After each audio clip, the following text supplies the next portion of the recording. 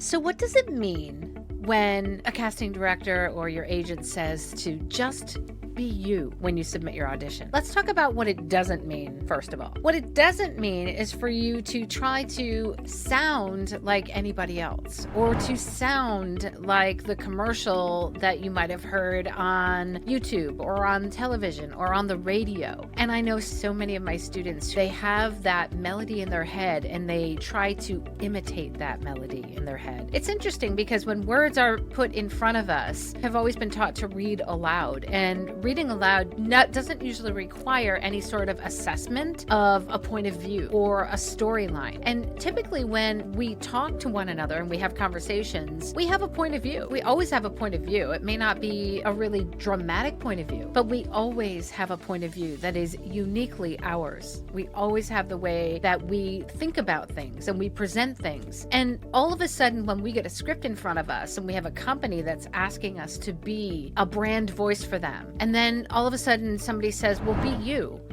Sometimes that seems conflicting, but in reality, it's not. We're asking you to be yourself while talking about another product, and not necessarily with the words that you thought up, but with somebody else's words. So there's a lot of layers to unpack there. So in reality, how are you going to be you?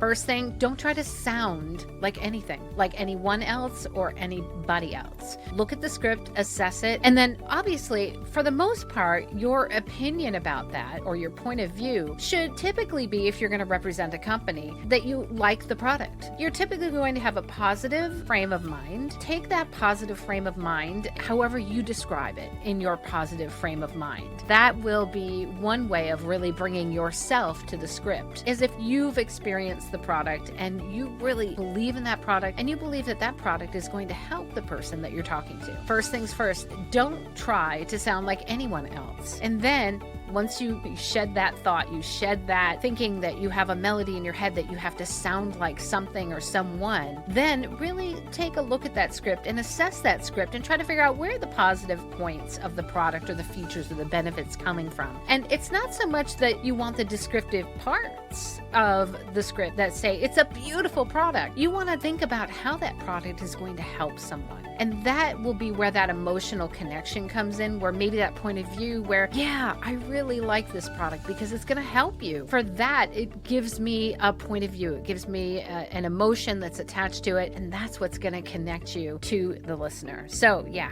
be uniquely you.